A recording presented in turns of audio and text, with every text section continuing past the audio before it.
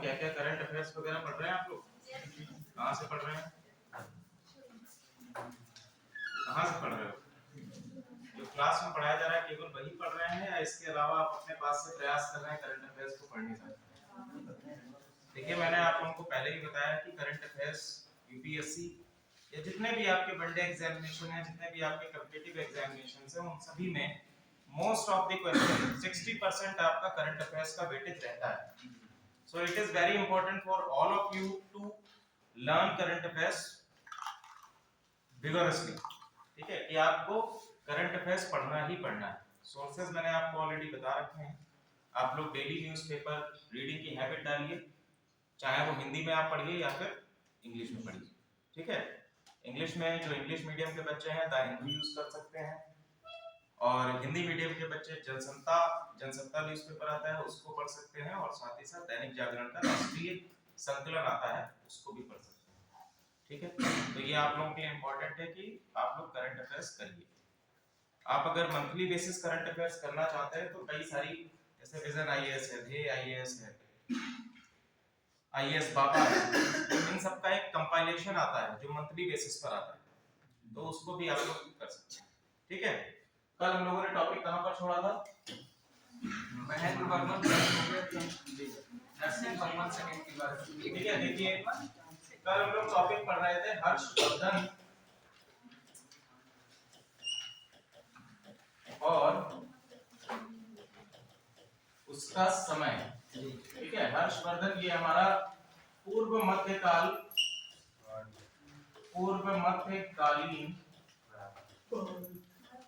भारतीय इतिहास को हम लोग कर रहे हैं।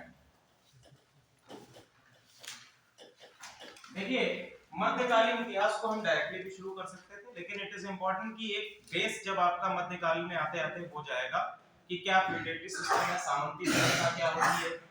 साथ ही साथ हम देखेंगे कि अलग अलग राजवंश कौन से हैं जो कि एक अपनी पावर, अपनी सत्ता को स्थापित करने के लिए उत्तर भारत में और साथ ही साथ दक्षिण भारत में संघर्ष कर रहे हैं। जब आपका एक बेस क्लियर होगा तो आगे आने वाले समय में जब हम लोग अरब अटैक्स की बात करेंगे, अरब इन्वेजन्स की बात करेंगे, तो समझ में आएगा कि युद्ध किसके किसके मध्य में हो रहा है। साथ ही साथ कुछ कुछ चीजें हैं जैसे भौगोलिक स्थितियां हैं अलग अलग राजवंशों की, वो भी आप लोगों को एक बार क्लियर हो जाएंगी। ठीक है, अब देखिए इतिहास में एक चीज इंपॉर्टेंट है कि इतिहास आपको रटना नहीं है, इतिहास के कंसेप्ट को समझना है और किस तरह से क्वेश्चंस पूछे जा रहे हैं। इतिहास का विशेषज्ञ मैं भी नहीं हूं और ना ही मैं आप लोगों को इतिहास का विशेषज्ञ बनाने के लिए यहां पर आया। हमको क्या करना है, हमको एग्जाम ओरिएंटेड हिस्ट्री को पढ़ना है कि एग्जामिनेशन में किस तरह के क्वेश्चन पूछे जा रहे हैं, पिछले समय में क्या क्या क्वेश्चंस पूछे गए हैं और आगे आने वाले समय में किन क्वेश्चंस के पूछे जाने की संभावना अधिक है। ठीक है, मध्यकालीन इतिहास का एक पैटर्न समझ लीजिए कि मध्यकालीन भारतीय इतिहास में राजनीतिक परिदृश्य जो है उससे संबंधित क्वेश्चंस अब बहुत ही कम आते हैं। रीजन क्या है? क्वेश्चंस इतिहास में कौन से पूछे जाते हैं? इतिहास में ध्यान दीजिए कि परीक्षक वही क्वेश्चन पूछता है जिनसे कि भारतीय इतिहास में एक नया बदलाव आया है। समझ रहे हैं? भारतीय इतिहास में एक नया बदलाव का मतलब क्या है? जैसे कि हमने एक युद्ध देखा कि प्लासी का युद्ध हुआ, battle of Plassey, battle of Buxar, इसके बारे में ऑलरेडी चर्चा आप लोगों ने पढ़ा भी होगा, चर्चा भी शुरू कर चुके हैं। दूसरा एक युद्ध ले लीजिए, तराइन का युद्ध ले लीजिए, पानीपत का प्रथम युद्ध ले लीजिए, पानीपत के तीनों ही ले लीजिए, प्रथम हो गया, सेकंड हो गया, द्वितीय और तृतीय तीनों ले लीजिए। अब आप मुझे ये बताइए कि इन युद्ध की क्या क्या इंपॉर्टेंस है, क्या इनसे भारतीय इतिहास में परिवर्तन आए हैं? ठीक है, इनसे क्या एस्टैब्लिशमेंट हुआ कि भैया आगे आने वाले समय में भारतीय इतिहास क्या क्या होगा। जैसे प्लासी के युद्ध की बात करें तो प्लासी के युद्ध में ये एस्टैब्लिशमेंट हो गया कि अब भारतीय सत्ता जो है वो अंग्रेजों के अधीन आ जाएगी, यानी कि भारतीय परिदृश्य को इसने पूरी तरह से चेंज करने का कार्य किया। दूसरी चीज हमने बात करी बक्सर की, तो बक्सर में प्लासी के युद्ध में जो चीजें हुई इसको बिल्कुल ही क्या कर दिया, सशक्त कर दिया कि अब भैया इनको यहाँ पे बंगाल, बिहार और उड़ीसा इन सब चीजों की दीवानी मिल गई। तीसरी अगर हम बात करें कि तराइन के युद्ध की, तो तराइन के युद्ध में क्या होता है, तराइन के युद्ध किसके किसके बीच हुआ था? गोरी और पृथ्वीराज चौहान के बीच में हुआ। तो हमने ये देखा कि यहाँ पर तराइन के युद्ध में गोरी की विजय होती है और यहाँ से हम देखते हैं एक नई मुगल वंश की क्या होती है, शुरुआत हो जाती है। सॉरी, एक मुगल वंश की नहीं, यहां से हम देखेंगे कि मुस्लिम शासकों का एक सशक्त या हम कह सकते हैं केंद्रीकृत सत्ता की स्थापना होने लगती है। कि आगे जाके देखेंगे कि इसने ही नींव रखी दिल्ली सल्तनत की, ठीक है, जिसमें गुलाम वंश आता है, तुगलक वंश आता है, खिलजी वंश आता है, अलग अलग वंश हम लोग देखेंगे। पानीपत के प्रथम युद्ध की बात करें तो पानीपत के प्रथम युद्ध में किसके किसके बीच पानीपत का प्रथम युद्ध होता है, ठीक है। तो वहां से हम देखते हैं कि मुगल सत्ता कायम होती है।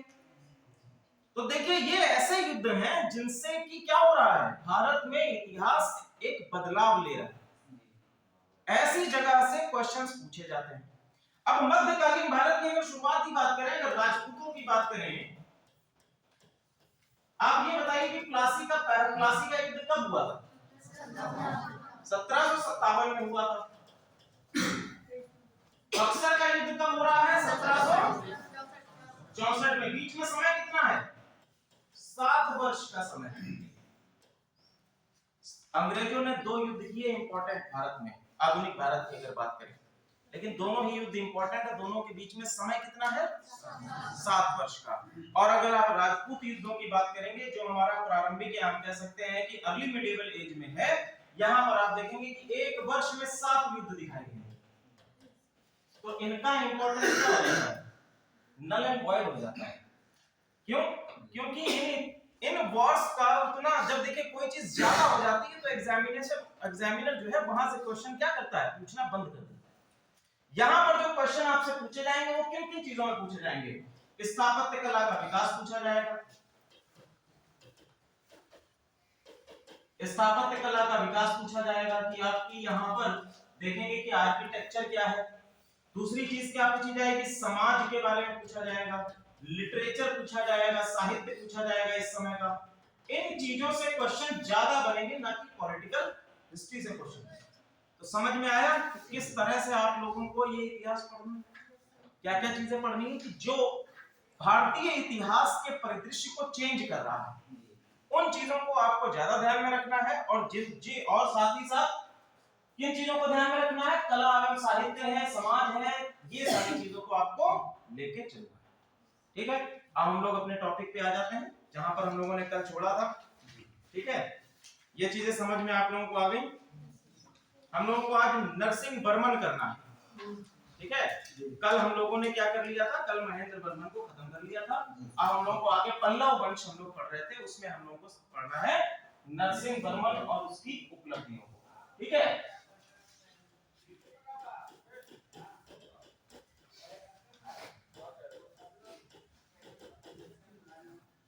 नरसिंह वर्मन प्रथम, ठीक है।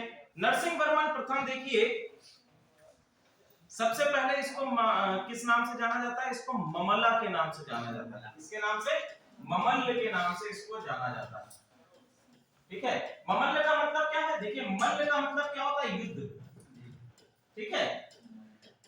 और ममल्ल का अर्थ अगर हम निकालेंगे तो होता है पहलवान, ठीक है। इन्होंने ही जो है ममल्लपुरम,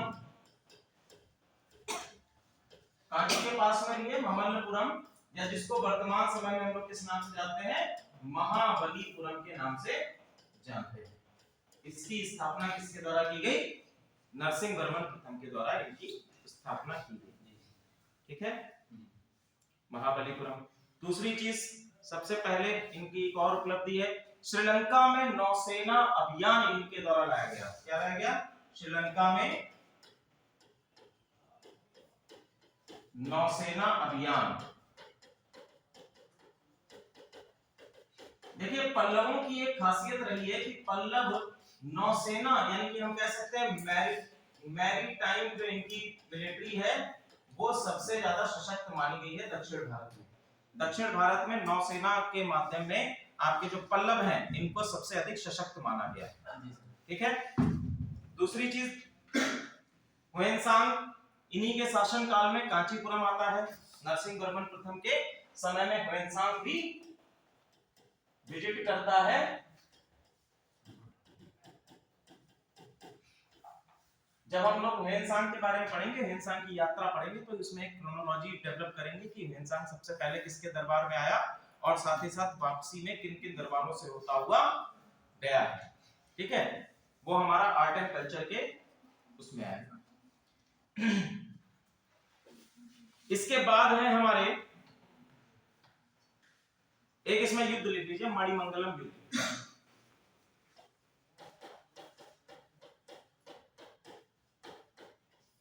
मणिमंगलम युद्ध, मणिमंगलम युद्ध जो है ये किसके किसके बीच लड़ा गया है? पुलकेशिन द्वितीय। पुलकेशिन द्वितीय किस राजवंश से संबंधित हैं? और नरसिंह वर्मन।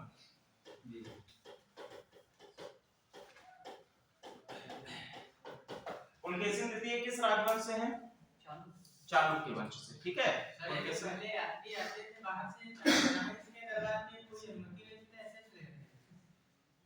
देखिए भारत हमेशा से ही, जैसे भारत में कुछ शैक्षणिक संस्थान हैं, एक आपका तक्षशिला हो गया अगर प्राचीन भारत की बात करें। धीरे धीरे हम लोग आएंगे, जब गुप्त काल में आएंगे तो हम देखेंगे कि आपका विक्रमशिला जो कि गोपाल के द्वारा बनाया गया था।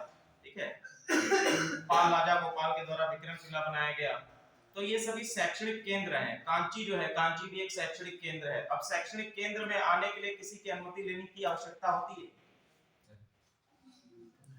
सिंपल है, राज दरबार में जब आप जाते हैं तो ये जो जितने भी ट्रैवलर्स हैं, इनके आने का महत्व ये नहीं था कि हम राज दरबार को विजिट करेंगे।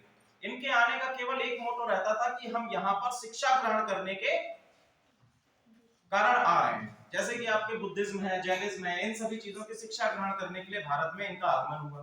तो ये ज्यादातर सबसे पहले विजिट करते थे जो शैक्षणिक संस्थान है उनमें। ठीक है, तो ऐसा कोई वो नहीं है। जब राज दरबार में विजिट करेंगे तो वहां पर इनको आवश्यकता पड़ेगी कि हाँ, राजा से मिलने के लिए आपको अपॉइंटमेंट लेना पड़ेगा, वहां से उनकी अनुमति लेनी पड़ेगी, लेकिन शैक्षणिक संस्थान को विजिट करने के लिए अनुमति की आवश्यकता नहीं। ठीक है, क्लियर है? आगे हम लोग बढ़ेंगे।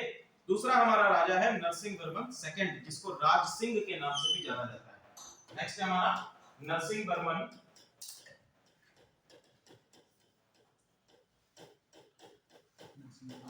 सेकंड, राज सिंह। ठीक है, इनका शासनकाल 695 टू 722 एडी, 695 से 722 एडी तक इनका शासनकाल है। 695 टू 722 एडी तक इनका शासनकाल है। नरसिंह वर्मन सेकंड, जिनको राज सिंह के नाम से भी। ठीक है, इनकी उपलब्धियां क्या है जो एग्जामिनेशन में आपसे पूछी जा सकती है? सबसे पहला लिखिए महाबलीपुरम का शोर टेंपल, शोर टेंपल ऑफ महाबलीपुरम।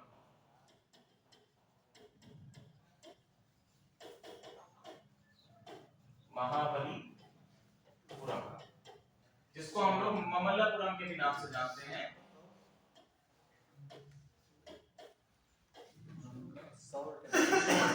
ठीक है, शोर टेंपल ऑफ महाबलीपुरम। साथ ही साथ कांचीपुरम में एक मंदिर की निर्माण कराया जिसका नाम है कैलाशनाथ टेंपल, कैलाशनाथ मंदिर।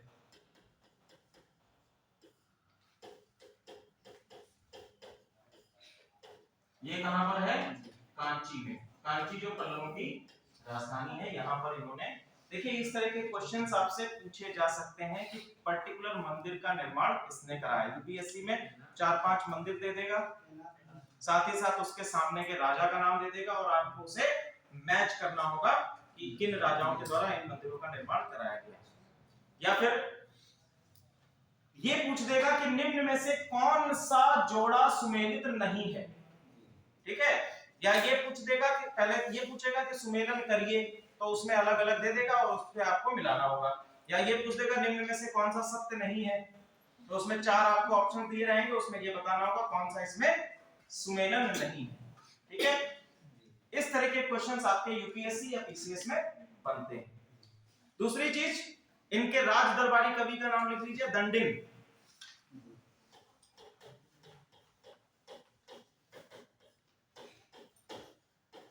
राज दरबारी कवि कौन है इनके? दंडिन इनके कवि हैं और दंडिन के द्वारा रचित रचना का नाम है 10 कुमार चरित। ठीक है, 10 कुमार चरित, ये इनकी रचना का नाम। ठीक है। दूसरी चीज इनकी उपलब्धियां क्या है? इन्होंने चीन के साथ में व्यापारिक संबंधों को बढ़ाया और साथ ही साथ चीन में अपने उच्चायोग को भी भेजा। उच्चायोग सभा यानी कि इन्होंने एम्बेसडर चीन में भी भेजा है। ठीक है, तो हम कहेंगे उच्चायोग को चीन भेजने का श्रेय किसको जाता है? नरसिंह वर्मन द्वितीय राज सिंह को ये श्रेय जाता है कि चीन के साथ में इन्होंने अपने संबंधों को और अधिक सशक्त किया और साथ ही साथ अपना एक उच्चायोग यानी कि एक एम्बेसडर चीन भेजा और चीन के साथ में अपने संबंधों को सशक्त किया। क्लियर है यहां तक? अब अगली हेडिंग डालिए पल्लवों का प्रशासन, administration of Pallava rulers. Administration of Pallava rulers.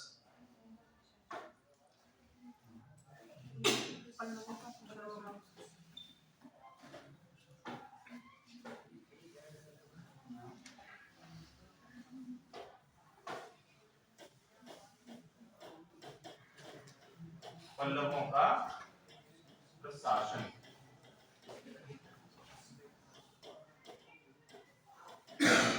Administration of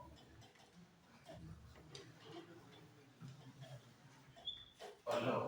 sir ji, ये जो दक्षिण की रचना है, ये 10 कुमार चरितम इसी को कहा जाता है जी, 10 कुमार चरित ये दंडिन के द्वारा लिखी गई है। तो ये संस्कृत में है सर? संस्कृत में है और इसके ये राज दरबारी किसके थे? ये हर्षवर्धन के नहीं। आगे लिखिए। देखिए, पल्लवों के प्रशासन की अगर बात करें तो वर्तमान समय में जिस प्रकार से एक देश के अंदर राज्यों का विभाजन किया जाता है, उसी तरह से पल्लवों का पूरा राज्य कोत्तम में विभाजन था। ठीक है, तो पल्लवों का प्रशासन क्या है? एक आपका पल्लव राज शासन है पूरा, और इनके विभाजन किसमें है? कोत्तम। कोत्तम में विभाजित था। कोत्तम क्या है? छोटे छोटे प्रशासनिक केंद्र हैं।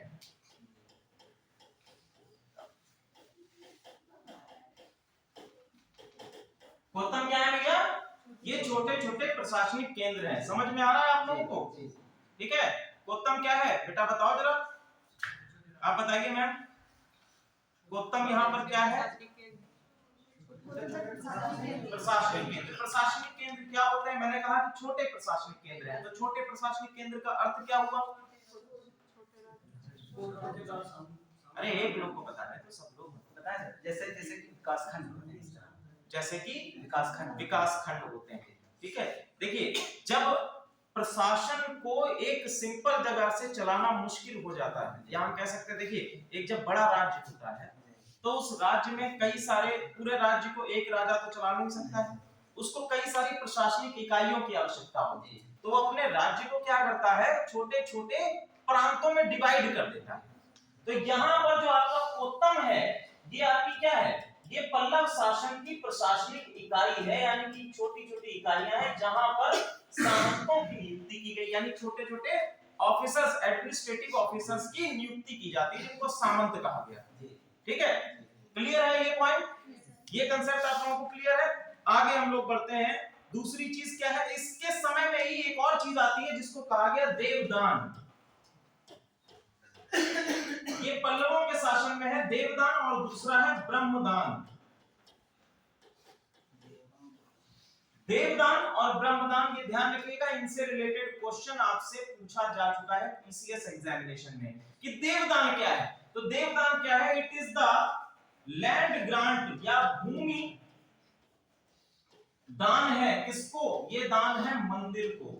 ठीक है, मंदिरों को दी जाने वाली भूमि दान जो है, ये क्या कही जाएगी? देवदान कहा जाएगा।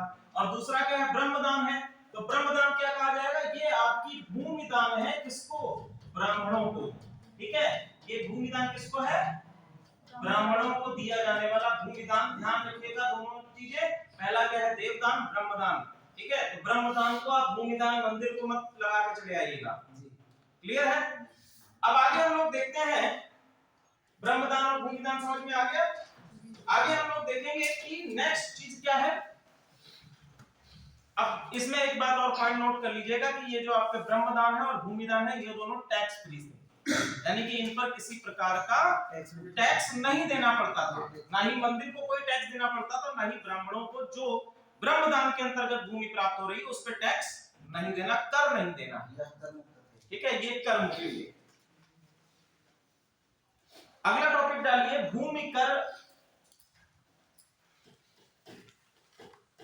भूमि कर एवं राजस्व।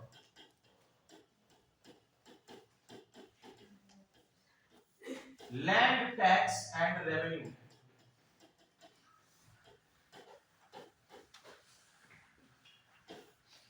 भूमि कर एवं राजस्व, लैंड टैक्स एवं रेवेन्यू। तो देखिए लैंड टैक्स एंड रेवेन्यू जो है ये पल्लव शासन के अंतर्गत मुक्त राजा की इनकम का प्रमुख स्रोत थे। ठीक है, ये क्या है, आय के प्रमुख स्रोत हैं।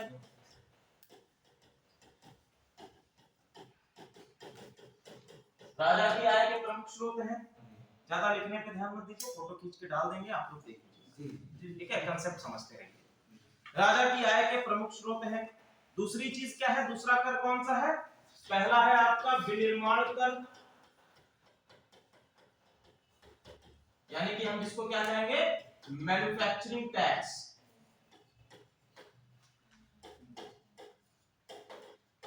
और दूसरा है आपका औद्योगिक कर, जिसको हम industrial tax.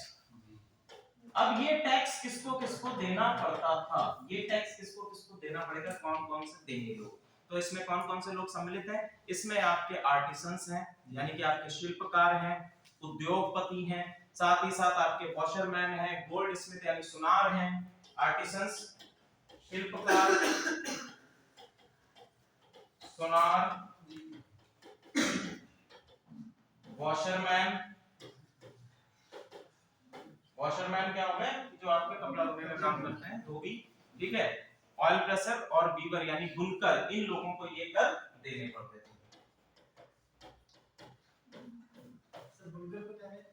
Weaver, weaver, WEAVER, weber. ठीक है, इसके साथ साथ पल्लवों के प्रशासन में एक और चीज देखने को मिलती है कि ग्राम स्तर पर, ग्रामीण स्तर पर एक ग्राम सभा का गठन हमको देखने को मिलता है। ग्रामीण स्तर पर क्या मिलेगी, ग्राम सभा या फिर ग्राम समिति, जिसको हम लोग बोलते हैं विलेज कमिटी। ठीक है, ये हमको देखने को मिलती है विलेज कमिटी। इनका मुख्यतः काम क्या है, विलेज कमिटी या ग्राम सभा का मुख्य काम क्या है कि ये ग्रामीण भूमि तथा कर का लेखा जोखा रखने का काम करते हैं। जैसे वर्तमान समय में आपका एक लेखपाल होता है, तो इसी प्रकार से ग्राम सभा है। ग्राम सभा का कार्य यहाँ पर क्या है कि ग्रामीण भूमि तथा भूमि कर, जो कि आपका किसानों के द्वारा दिया जाएगा, उसका लेखा जोखा रखने का काम कौन कर रहा है, ग्राम सभा करती है। और ग्राम सभा इसकी जानकारी किसको देगी, जो आपका खोत्तम है, और खोत्तम से ये जानकारी कहां पहुंचेगी, राजा तक पहुंचेगी। ये एक सेंट्रलाइज्ड वे में आपको देखने को मिलेगा। क्लियर है यहां तक सारी चीजें। आगे हम लोग अगला लिखिए कला एवं स्थापत्य। ठीक है, यहां तक क्लियर है आप लोगों को। नेक्स्ट है हमारा कला एवं स्थापत्य।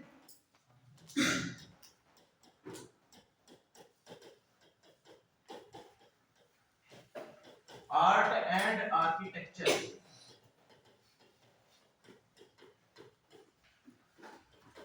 कला एवं स्थापत्य, आर्ट एंड आर्किटेक्चर। सबसे पहली चीज ध्यान रखिएगा कि जो कला एवं साहित्य में चीजें पढ़ेंगे, सबसे पहला जितने भी आपको मंदिर देखने को मिलेंगे वो किसमें बने हैं, द्रविड़ कला शैली में बने हुए हैं। ध्यान रखिएगा, पल्लव के जितने भी आपको मंदिर मिलेंगे वो आपको किसमें मिलेंगे, द्रविड़ कला शैली में मिलेंगे। और इनके मुख्यतः मंदिर कहां पर है, महाबलीपुरम में है। फोटो दिखाता हूं आप लोगों को, उससे समझिएगा।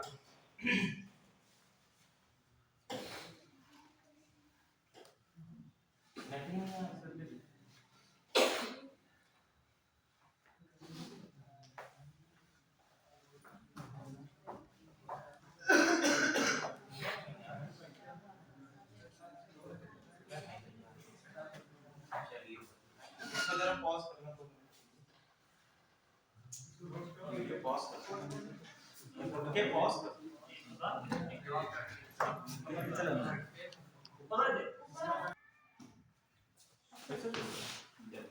तो ये सभी मंदिर जैसा कि आप लोग देख पा रहे हैं, पहला इसमें हम लोगों ने शोर टेम्पल सर्च किया है। तो शोर टेम्पल हमने कहा कि ये क्या है, रॉक कट टेम्पल का एक उदाहरण है, ठीक है, जिसमें हम लोगों ने ये भी बताया था कि ये क्या है, मोनोलिथिक रॉक से बनाया गया मंदिर है। मोनोलिथिक का मतलब कि एक पत्थर को काटकर उसमें मंदिर का निर्माण किया गया है। जैसे ये आपका शोर टेम्पल है महाबलीपुरम का, ठीक है, तो यहाँ पर देखिए कि एक पाषाण को काटकर ही पूरे मंदिर का निर्माण किया गया है, ठीक है। द्रविड़ कला शैली की हम लोग एक और विशेषता कल पढ़े थे, जिसमें मैंने बताया कि द्रविड़ कला शैली में आपको राजा के साथ साथ भगवान के साथ साथ राजा का चित्रण भी या उसकी मूर्ति देखने को मिलेगी। दोनों क्या रहेंगे, एक दूसरे के पैरेलल दिखाए गए। ये द्रविड़ कला शैली की खासियत है, ठीक है, क्लियर है यहां तक। आगे हम लोग देखेंगे, दूसरा हमने कहा रथ।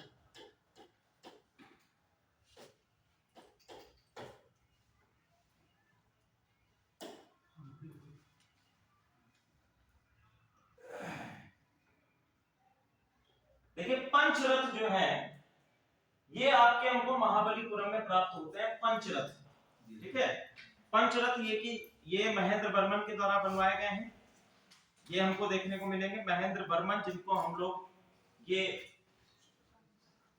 इनको महेंद्र वर्मन जो है ये आपका रथ का एग्जांपल है। पंचरथ, 5 रथ इस प्रकार के हमको मिलेंगे, फोटो ये, ठीक है, ये आपको रथ का एग्जांपल है, आप देख पा रहे हैं। ये सिंगल रॉक को काट कर ही इस रथ का निर्माण किया गया, ठीक है। तो ये हमको ये महेंद्र वर्मन के द्वारा शुरुआत की गई थी मोनोलिथिक रॉक टेंपल के बनवाने की कला, ठीक है। तो कभी भी आपसे ये क्वेश्चन पूछा जाए कि मोनोलिथिक रॉक टेंपल बनवाने की कला किसके द्वारा स्टार्ट की गई, तो महेंद्र वर्मन किस वंश से संबंधित है, पल्लव वंश से संबंधित है, क्लियर है। आगे हम लोग देखते हैं, नेक्स्ट है आपका अगला डालिए topic, fine arts of Pallava.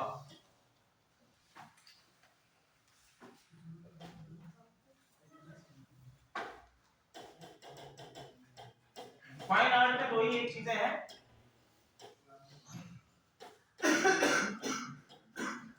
Fine art में दो ही एक चीजें हैं, इसमें सबसे पहला है आपका ममांदर अभिलेख, पहला लिख लीजिए ममांदर अभिलेख,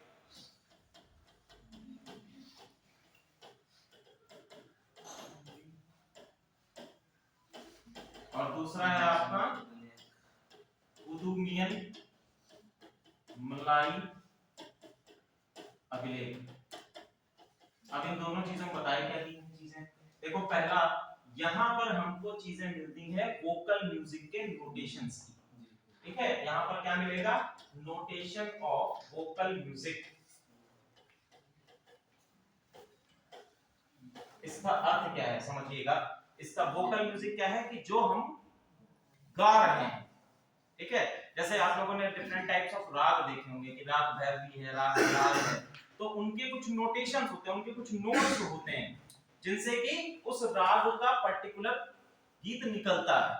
तो उसके बारे में किसमें बताया गया है, ममांदर अभिलेख में बताया गया है। तो क्वेश्चन आपसे कैसे बनेगा कि वोकल म्यूजिक से संबंधित नोटेशन किस अभिलेख के अंतर्गत बताए गए, तो ममांदर अभिलेख के अंतर्गत बताए गए, जो कि पल्लव शासन से संबंधित है, पल्लव वंश से संबंधित है। दूसरा है कुदुमियन मलाई अभिलेख। कुदुमियन मलाई अभिलेख में म्यूजिक इंस्ट्रूमेंट के नोटेशन मिलते हैं, म्यूजिक इंस्ट्रूमेंट्स यानी कि जो आपके वाद्य यंत्र हैं, संगीत वाद्य यंत्र हैं, उनसे संबंधित चीजें हमको मिलती हैं, संगीत वाद्य यंत्र, ठीक है। आप लोगों ने देखा भी होगा, कोई वीडियो देखी होगी, देखा होगा कि बजाते समय या फिर कोई गिटार बजा रहा है, फिर बता रहा है, तो नोटेशंस आपके कॉपी पे आगे लिखे रखे रहते हैं, नोट्स लिखे होते हैं ना, तो वो किस भाषा में होते हैं, वो आपके म्यूजिकल लैंग्वेज में होते हैं, इस तरीके से आपका, तो उस प्रकार की नोटेशन कुदुमियन मलाई अभिलेख में हमको मिलती है, जो कि पल्लव शासन से संबंधित है। तो इनसे ये एस्टैब्लिशमेंट होता है कि इनके समय में फाइन आर्ट्स या कला के क्षेत्र में क्या-क्या डेवलपमेंट्स किए गए, क्लियर है यहाँ तक ये सारी चीजें। आगे हम लोग यहाँ पर आपका ये पल्लव वंश समाप्त होता है, अगला डालिए चालुक्य वंश, ठीक है, ये भी दक्षिण भारत में है, और ये दोनों ही वंश क्या है, हर्ष से समकालीन चल रहे हैं, हर्षवर्धन के समकालीन चल रहे हैं, कंटेम्पररी चल रहे हैं। जी बताएं सर। जो हम्पी का जो रथ बना हुआ है, हम्पी का जो हम्पी का तो हाथी घर है। 50 किलोमीटर रथ बना हो, क्या वो भी एक ही पत्थर से काट कर बनाएंगे? जी हम्पी में वैसे तो हाथी घर है, हम्पी का तो हाथी घर है। जो हम्पी का रथ वाला है वो भी मोनोलिथिक ही है, वो भी आपके शायद वो चोल राजा का है, राजेंद्र प्रथम का है शायद। ठीक है, मैं क्लियर करके बता दूंगा, अभी वो नहीं बता सकता हूँ, दिमाग नहीं आ रहा है उसका बता। लिखिए चालुक्य, चालुक्य कहाँ के हैं? बादामी या वातापी के चालुक्य हैं।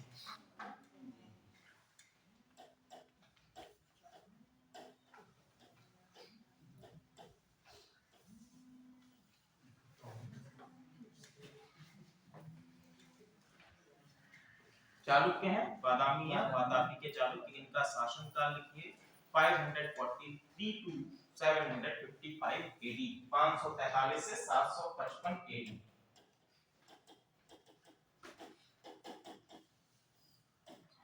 ठीक है, भारत का एक मैप बना लेते हैं इस प्रकार से।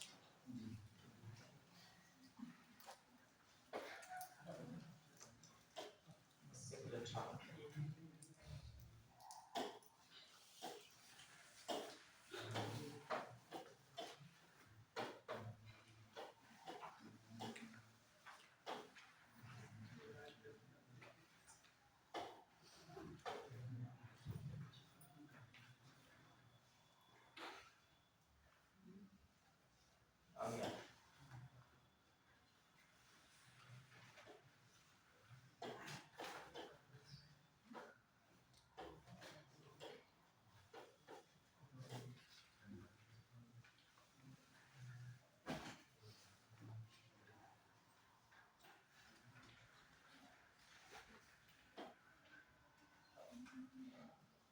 सब ऊपर आ गए।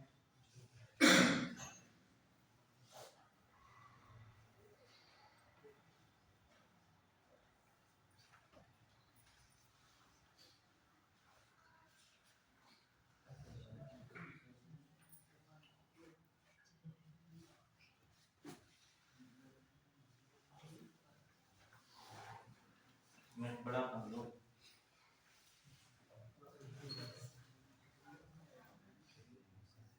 आगे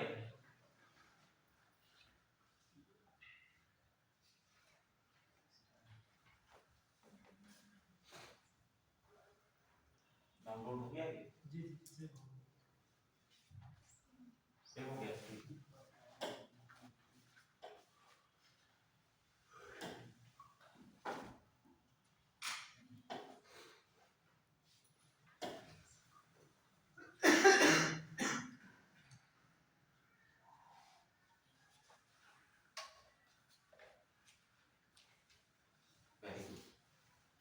ठीक है, अब देखिए, अब इस पे हम लोग काम करेंगे। यहां से आप लोगों की जाती है, इसमें यार चल नहीं रहा है। वाइट सब वाइट। अच्छा वाइट है।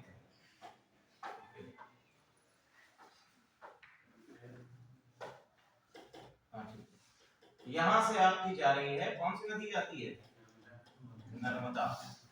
ठीक है, नर्मदा रिवर आपकी यहां से जा रही है। नर्मदा नदी के जस्ट नीचे हम लोगों ने देखा था ये जो क्षेत्र है, ये आपका किसके अंतर्गत आ रहा है?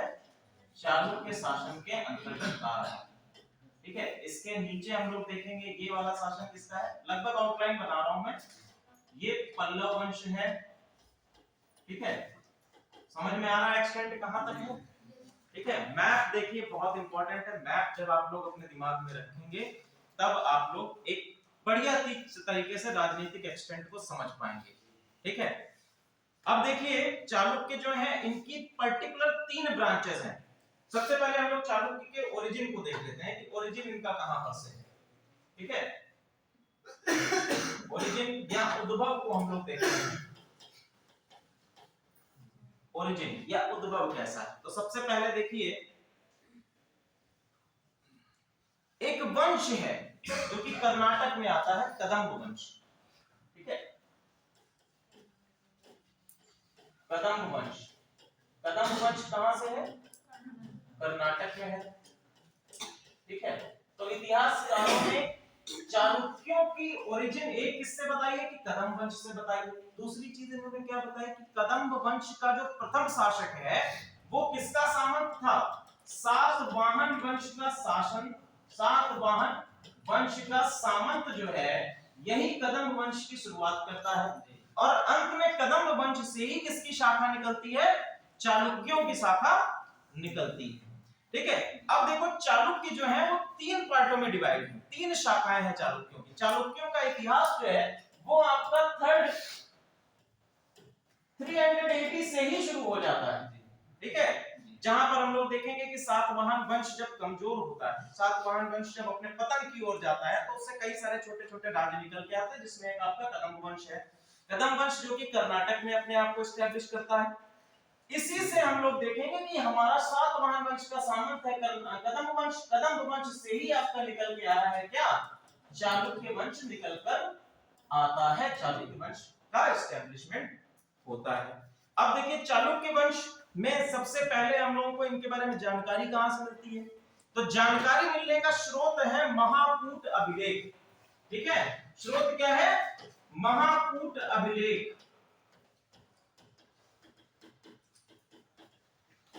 महाकूट अभिलेख पहला हो गया चालुक्यों का। दूसरा क्या है? दूसरा है रवि कीर्ति के द्वारा रचित। रवि कीर्ति कौन है भैया? रवि कीर्ति है पुलकेशिन द्वितीय के राजकवि और इन्होंने क्या लिखा है? ऐहोल अभिलेख लिखा है। ऐहोल अभिलेख, ऐहोल प्रशस्ति भी जिसको बोलते हैं, जो कि पुलकेशिन द्वितीय के समकालीन है। तो वहां से भी हमको चालुक्यों के बारे में जानकारी मिलती है। ठीक है, अब देखिए इसके अनुसार सबसे पहले जो तीन शाखाएं हैं वो कौन कौन सी है? महाकूट अभिलेख के अनुसार हम लोग देख लेते हैं कौन कौन सी शाखाएं हैं। ठीक है, महाकूट अभिलेख के अनुसार हम देखेंगे कि सबसे पहली हमको शाखा मिलती है बादामी या वातापी के,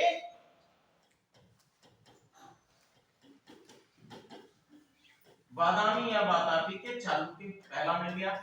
दूसरा हमको मिलता है शाखा वेंगी के चालुक्य,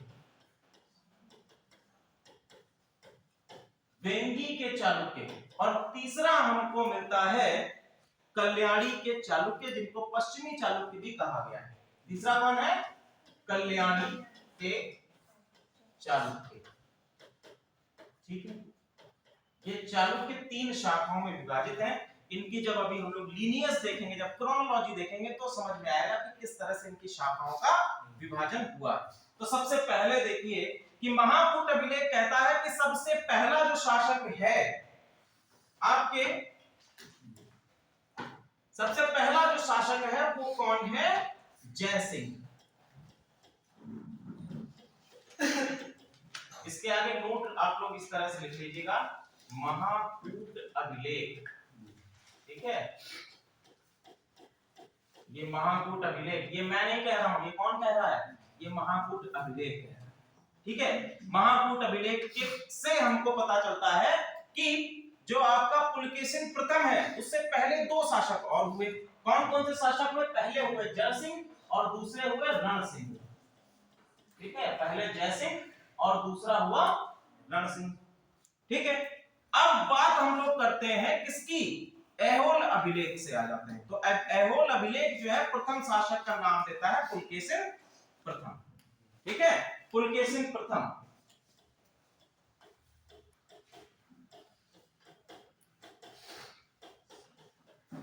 पुलकेशिन प्रथम, ये कौन नाम देता है?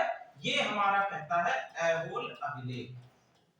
देखिए आप लोग कंफ्यूजन मत पालिएगा कि सर जी एक बार बताते हैं कि जयसिंह ने शुरुआत करी, दूसरी बार बताते हैं कि पुलकेशिन प्रथम ने शुरुआत करी। तो देखिए इतिहास पिछले समय में जाकर कोई नहीं देख के आया है। ये किस पर आधारित होता है? जो हमको स्रोत प्राप्त हुए, जो एविडेंस प्राप्त हुए, जो साक्ष्य प्राप्त हुए।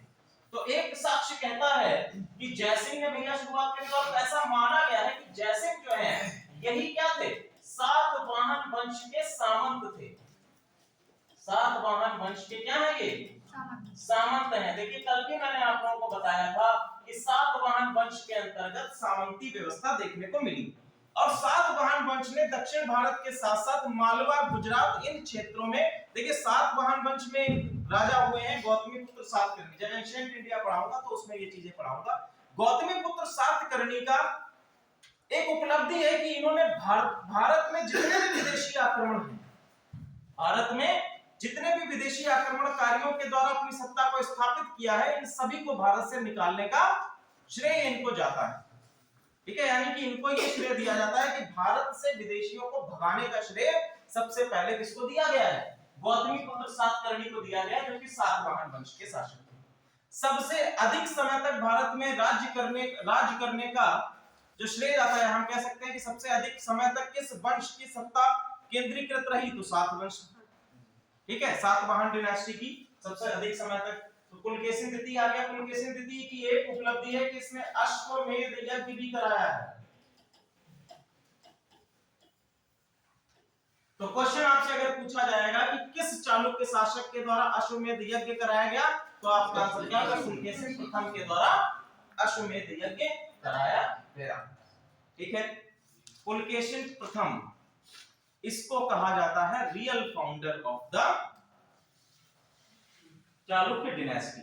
ठीक है, ये हम लोग पढ़ रहे हैं वातापी के चालुक्य। ठीक है, जो मेन आपकी स्ट्रीम है, जो मेन शाखा है, वातापी या बादामी, जो इनकी राजधानी। ठीक है, अब यहां से देखिए किस तरह से शाखाएं निकलेंगी। सबसे पहला, पुलकेशिन प्रथम के दो बेटे हैं, पहला है कीर्तिवर्मन और दूसरा है मंगलेश।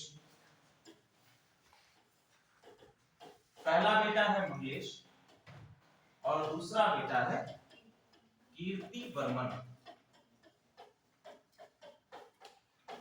ठीक है, देखिए सारे शासकों के नाम याद रखने की आवश्यकता नहीं है, जस्ट एक क्रोनोलॉजी डेवलप हो जाती है।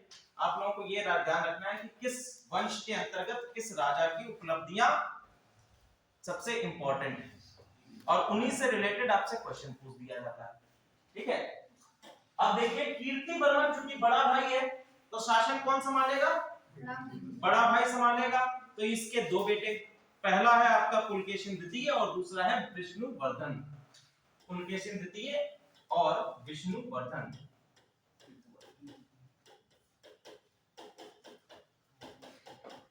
विष्णुवर्धन।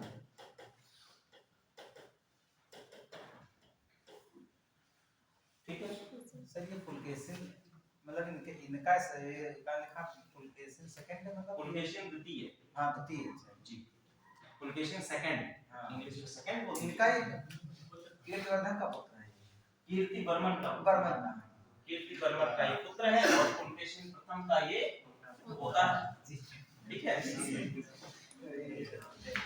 नहीं इस तरीके के भी क्वेश्चन आते हैं यूपीएससी में, जो कि आपके ब्लड रिलेशन से रिलेटेड होते हैं, वो आपके सी सेट में आएंगे।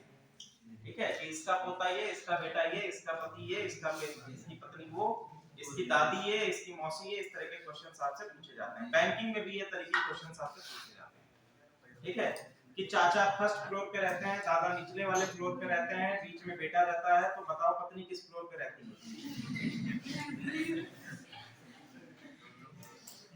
एक बैंकिंग में इस तरह के क्वेश्चन आते हैं, मैं भी कंफ्यूज होता हूं। मैं जब बैंकिंग का पेपर दिया करता था तो ऐसे ही क्वेश्चन है, मैं ये तो साला दिया ही नहीं गया, ये कहां? ठीक है, चलो, तो पहला पुलकेशिन द्वितीय तक आ गया, विष्णुवर्धन। अब ये दोनों क्या है? मंगलेश, जब पुलकेशिन प्रथम की मृत्यु होती है, सॉरी, जब कीर्तिवर्मन की मृत्यु होती है, तो कीर्तिवर्मन की मृत्यु के समय पुलकेशिन द्वितीय और विष्णुवर्धन ये दोनों क्या थे? माइनर थे, यानी कि इनकी वो एज नहीं थी कि राजा बनने के लायक थे। तो उस समय शासन किसने संभाला? इनके छोटे भाई मंगलेश ने। ठीक है, मंगलेश ने, और जैसे ही पुलकेशिन द्वितीय को थोड़ा सा ज्ञान आया, इसने कहा कि नहीं, अब शासन मैं संभालूंगा। तो दोनों ही बच्चे थे, दोनों एक साथ बड़े हो रहे थे, तो विष्णुवर्धन ने कहा नहीं, शासन मैं संभालूंगा। तो इस चीज से निपटने के लिए एक और शाखा निकल आई, कौन सी? वेंगी के चालुक्य। उन्होंने कहा भाई ऐसा है, साथ में मत लड़ो, शासन ले लो और दूसरी एक शाखा बना लो और तुम जाके वेंगी में शासन करो। तो इसको हम लोग कहते हैं पूर्व के चालुक्य, पूर्व दिशा है ये। ठीक है, ईस्टर्न चालुक्य। ये एक शाखा कौन निकल के आ गई? वेंगी के चालुक्य। ठीक है, क्या कह रहे हैं? परिवार निर्माण चल रहा है। तो यही तो पढ़ना है, लीनिएज क्या है, क्रोनोलॉजी क्या है। अब देखिए, अब बचे कौन, मंगलेश। मंगलेश से शासन छीन लिया गया, तो मंगलेश चले गए गोवा। इन्होंने कहा वहां जाके वहां जो है और गोवा का उस समय नाम था रेवती द्वीप। उस समय नाम था, आज गोवा नाम, तो उस समय नाम था रेवती द्वीप। रेवती द्वीप में जाकर इन्होंने अपने आप को स्थापित करा मंगलेश ने, और वहां से हम लोग देखते हैं कि धीरे धीरे स्टार्टिंग होती है आपके कल्याणी के चालुक्यों। ठीक है, क्या हो गया, कल्याणी के चालुक्य। तो इनके मध्य कोई ऐसा संघर्ष नहीं होता, बस ये तीन शाखाएं बतानी थी आप लोगों को किस तरह से निकली है, तो तीन शाखाएं इस तरह से निकली। अब लीनिएज कौन चलेगी, पुलकेशिन द्वितीय की। पुलकेशिन द्वितीय को हम लोग देख लेते हैं, ये हमारे लिए पढ़ने के, पहले एक बार नाम लिख लीजिए सारे राजाओं के। पुलकेशिन द्वितीय के बाद हैं विक्रमादित्य, विनयादित्य,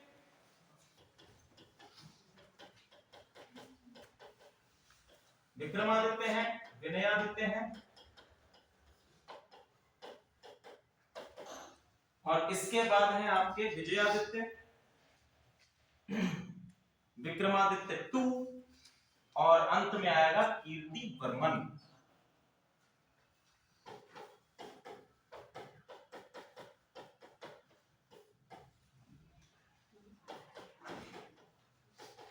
कीर्तिवर्मन सेकंड, कीर्तिवर्मन द्वितीय। ठीक है, और कीर्तिवर्मन द्वितीय ये आपका चालुक्य वंश का अंतिम शासक था। ठीक है, ये क्या था, चालुक्य वंश का अंतिम शासक था। इसके बाद चालुक्य वंश का पतन हो जाता है, और पतन के उपरांत हम देखते हैं कीर्तिवर्मन की हत्या कर इनका एक सामंत है जिसका नाम है दंतिदुर्ग। ये कौन है भैया, कोई बताएगा? सामंत तो है कौन, इसका एक बहुत ही इंपॉर्टेंट काम है। आगे हम लोग देखेंगे कि किस तरह से मिडिएवल इंडियन हिस्ट्री में इन्होंने एक इंपॉर्टेंट रोल प्ले किया है। दंतिदुर्ग ने एक बड़ी डायनेस्टी की नींव रखी है। कौन सी डायनेस्टी है वो? वेरी गुड, राष्ट्रकूट वंश की नींव रखने का काम करता है दंतिदुर्ग। ठीक है,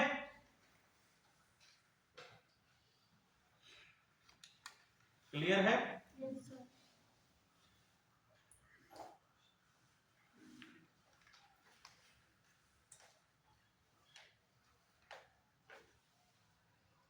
अब देखिए, इसमें सबसे इंपॉर्टेंट जो राजा है पढ़ने के लिए चालुक्य वंश में, वो है हमारे लिए कौन? पुलकेशिन सेकंड। ठीक है, पुलकेशिन सेकंड के साथ में हम देखेंगे कि हमारे हर्षवर्धन का भी एक युद्ध होता है नर्मदा नदी के तट पर। इतिहासकारों के द्वारा प्रमाणित नहीं है कि उसमें किसकी जीत हुई, लेकिन ऐसा माना जाता है कि हर्षवर्धन उस युद्ध में हार जाता है, और साथ ही साथ उसका जो दक्षिण भारत का अभियान है वो केवल नर्मदा नदी के तट तक ही रहता है। क्लियर है यहाँ तक? दूसरी चीज इसमें क्या है कि पुलकेशिन द्वितीय के बारे में जानकारी सबसे अधिक हमको किससे मिलती है? ऐहोल अभिलेख से मिलती है। ऐहोल अभिलेख किसके द्वारा लिखा गया है? रवि कीर्ति, जो कि दरबारी कवि था। ठीक है, प्रशासन और सामाजिक जीवन अगर देखें पुलकेशिन द्वितीय के समय में, तो हमको केंद्रीकृत सत्ता दिखाई पड़ती है, और साथ ही साथ सामंती व्यवस्था दिखाई पड़ती है। ठीक है, कला एवं स्थापत्य में एक और चीज डाल दीजिए कि इसके समय में दक्कन शैली के मंदिर निर्माण होते हैं। बसरा या दक्कन शैली, बसरा अथवा दक्कन शैली के मंदिरों के निर्माण की कला का विकास हमको किसके समय में देखने को मिलता है? पुलकेशिन द्वितीय के समय में देखने को मिलता है। ठीक है, अब देखिए दक्कन शैली की खासियत क्या है। दक्कन शैली की खासियत ये है कि इसमें जो मंदिर बनाने के लिए स्टोन यूज किया गया है वो आपका लाल सुनहरा रंग का स्टोन है। ठीक है, किस तरह का है? लाल सुनहरा पत्थर आपको दिखाई देगा दक्कन शैली में। ठीक है, लाल सुनहरा पत्थर, reddish golden stone is used in Deccan style of temple building. ठीक है, Deccan style of temple building. साथ ही समय दो केव टेम्पल का निर्माण का श्रेय भी किसको जाता है? दो टाइप ऑफ केव टेम्पल है। केव टेम्पल पहला है आपका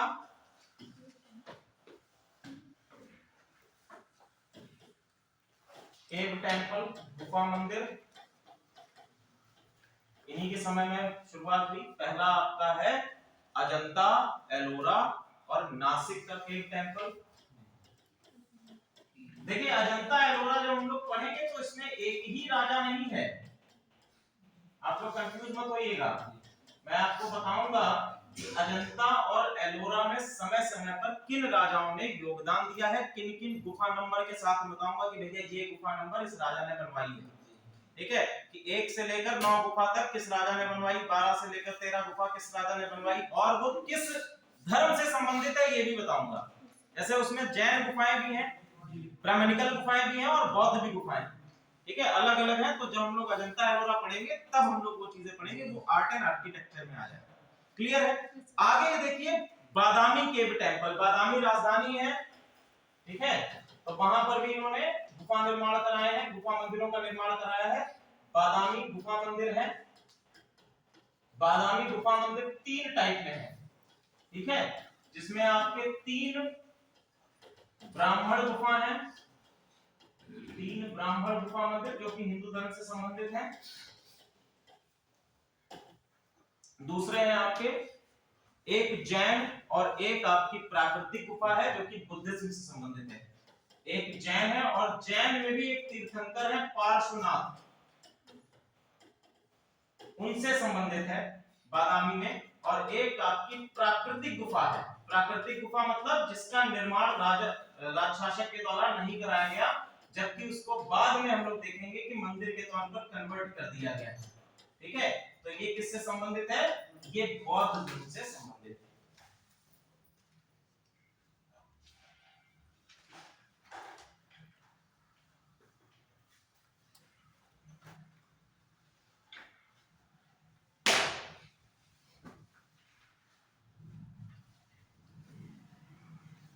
एक नोट डाल लीजिए कि दक्कन शैली, दक्कन मंदिर निर्माण कला शैली, ऐसे डालिएगा, दक्कन मंदिर निर्माण कला शैली, दक्कन मंदिर निर्माण कला शैली राष्ट्रकूट एवं होयसल वंश के, राष्ट्रकूट एवं होयसल, होयसल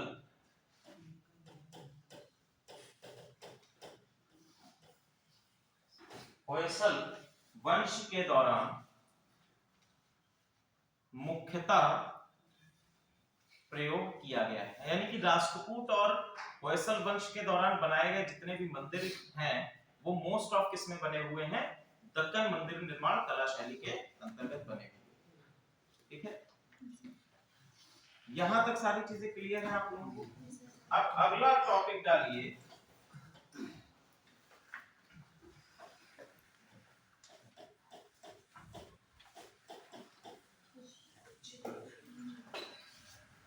रुकिए आई मत आइए।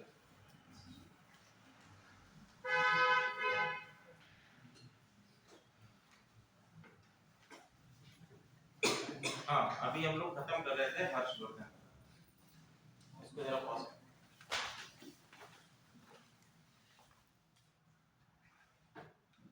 तो हम लोगों ने हर्षवर्धन को अभी समाप्त नहीं किया है, इसको थोड़ी देर में आता है इस पे। ठीक है, अब हर्षवर्धन का दक्षिण अभियान हम लोगों ने देख लिया। दक्षिण अभियान के अंतर्गत कौन कौन से समकालीन राजवंश है? पहला आप लोगों ने देखा चालुक्य वंश है, दूसरा आप लोगों ने पल्लव वंश है। ठीक है, ये दोनों हो गए। इनके साथ में क्या क्या स्ट्रगल्स रहे हैं, पुलकेशिन द्वितीय के साथ में क्या वॉर रहा, ये हम लोगों ने देख लिया। आगे हम लोग बढ़ते हैं तो देखेंगे कि सिंध पर सिंध अभियान है, और दूसरा हम लोग देखेंगे कि पूर्व यानी कि हम लोग बेसिकली ले लेते हैं बंगाल, क्योंकि बंगाल क्या है? बंगाल किसके अधीन था? गौड़ राजा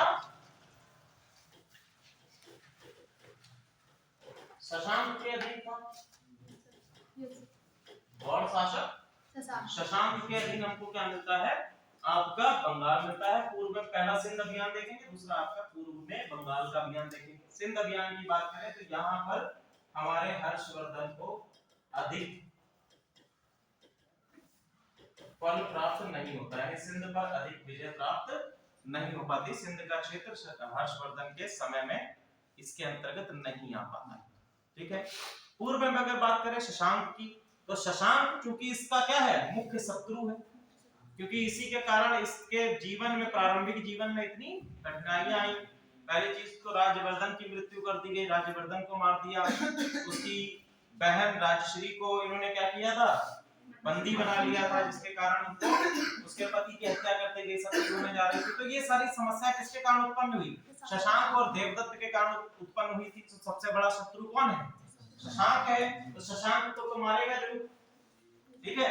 तो यहाँ इसने, और आगे हम देखते हैं शशांक यहाँ पर काफी, जो आपका उत्तर गुप्त शासक हैं उनके मध्य भी शशांक का काफी संघर्ष चल रहा है, एक लंबे समय तक संघर्ष चला। शशांक काफी उत्पाती मचा रहा है। सबसे पहला काम इसने क्या किया कि बोधि वृक्ष को कटवा दिया।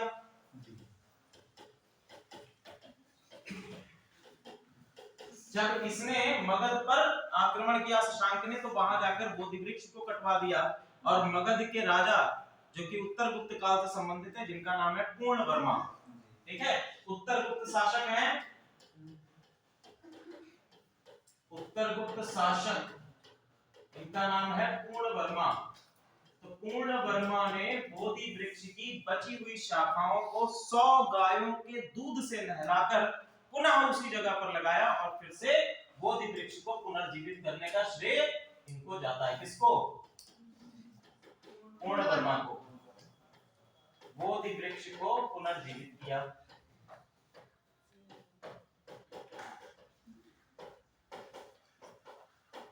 ठीक है। बोधि वृक्ष को पुनर्जीवित किसने किया, पूर्ण वर्मा ने, ठीक है। अब देखो हेनसांग कहता है, एक आपका मंजूश्री मूलकल्प, मंजूश्री मूलकल्प, ये नाम लिखिए, ये आपकी एक अभिलेख नहीं है, पुस्तक है मंजूश्री मूलकल्प। मंजूश्री मूलकल्प कहता है कि 619 एडी में मृत्यु हो जाती है शशांक, ठीक है। हेनसांग कहता है 637 एडी में मृत्यु होती है शशांक, ठीक है। तो दोनों को अलग अलग लिख लीजिए, लेकिन हम लोग इतिहास के तौर पर मंजूश्री मूलकल्प को मान के चलते हैं। और मंजूश्री मूलकल्प कहता है कि हर्षवर्धन ने शशांक को कहां पर हराया, पुंदर में हराया है 619 में। 619 में पुंदर में शशांक को हराया, जो कि गौड़ वंश का शासक था। शशांक को हरा दिया, किसने हराया, हर्षवर्धन ने हराया, क्योंकि हर्षवर्धन इतना समय नहीं लेगा, 606 ईस्वी में राजा बना है, उसके बाद वो शशांक को 637 तक घूमने फिरने नहीं देगा, ठीक है। ये इतिहासकारों का मानना है। तो 619 में इसने पुंदर में शशांक को हराया। उसके बाद हम देखेंगे कि जो आपका बंगाल का क्षेत्र है वो किसके अधीन आ जाता है, हर्षवर्धन के अधीन आ जाता है। दो क्वेश्चन लिखिए, दो क्वेश्चन लिखिए, आप लोगों को घर से करके लाना है। पहला क्वेश्चन लिखिए, हर्ष प्राचीन भारत का अंतिम महान हिंदू शासक था, क्वेश्चन मार्क। हर्ष प्राचीन भारत का अंतिम महान हिंदू शासक था। हर्ष was the last great ruler of northern India। दूसरा, पहला लिखिए आप लोगों ने, दूसरा क्वेश्चन लिखिए, हर्ष समुद्रगुप्त तथा अशोक का मिश्रण है। हर्ष समुद्रगुप्त तथा अशोक का मिश्रण है। Harshvardhan is the mixture of Samudragupta and Ashok, ठीक है। इलैबोरेट, विवेचना कीजिए या उसको समझाइए। ठीक है, तो ये 2 क्वेश्चन ये यूपीएससी के मेंस में पूछे जाते हैं। ये दोनों ही क्वेश्चन यूपीएससी के मेंस में पूछे जा चुके हैं। ठीक है, हर्ष की मृत्यु का काल लिख लीजिए 647 एडी। 647 में हर्ष की मृत्यु हो जाती है, 647 में। ठीक है, 647 में हर्ष की मृत्यु है, ये भी लिख लीजिए। अब हम लोग अपने नेक्स्ट टॉपिक पर आते हैं। अगला टॉपिक है हमारा त्रिपक्षीय संघर्ष।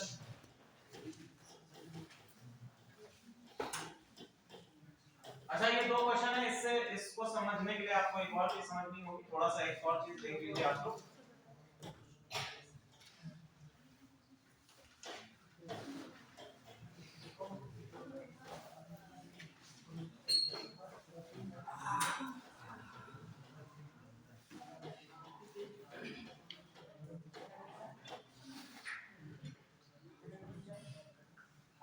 क्या हुआ सब, कोई समस्या है? मजा आ रहा है पढ़ने में? Yes sir. आनंद आ रहा है? जी सर। इसी तरह से आनंद लेके पढ़ते रहिए। रिजल्ट चाहिए मुझे। ठीक है, आप लोग जब भी एग्जाम दें तो कोशिश करें कि आप लोग बेहतर से बेहतर अपनी तैयारी रखें और रिजल्ट लेकर आएं। ठीक है, क्योंकि पढ़ाई का मजा तब आता है जब रिजल्ट आते हैं। रिजल्ट का मतलब सिलेक्शंस आते हैं। आप लोग पहली बार जो प्री दे रहे हैं तो कम से कम आप लोग प्री निकालिए, मेंस की तैयारी करिए। मेंस एक बार लिखेंगे ना आप, तो आपके अंदर खुद ही इतना मैच्योरिटी आएगी कि एग्जामिनेशन को कैसे आगे ले जाना है, कैसे हमें तैयारी करनी है। ये सारी चीजें एक चीज आप लोगों के दिमाग में एक चीज डेवलप होगी। दूसरी चीज क्या है कि जब हम लोग लगातार पढ़ते रहते हैं, लगातार पढ़ने में क्या है, बोरियत आ जाती है। एग्जाम निकलता नहीं है तो और हम लोग क्या हो जाते हैं, डिप्रेस हो जाते हैं अपने आप को। क्या यार, इतना पढ़ रहे हैं, एग्जामिनेशन नहीं निकल रहा है, तो कहीं ना कहीं उस चीज में क्या है, कहीं ना कहीं कमी तो हमारी ही है। अगर एग्जाम नहीं निकल रहा है तो कमी तो हमारी है, कहीं ना कहीं पे हमारी ही कमी रही होगी। उस चीज को और बेटर करिए डिप्रेस होने के बजाय। और एक बार जब एग्जाम निकल जाएगा तो आप लोग क्या, कॉन्फिडेंस आ जाएगा। फिर क्या होगा कि हाँ भाई मैंने निकाला है, कि मेरे अंदर ये कॉन्फिडेंस आ गया।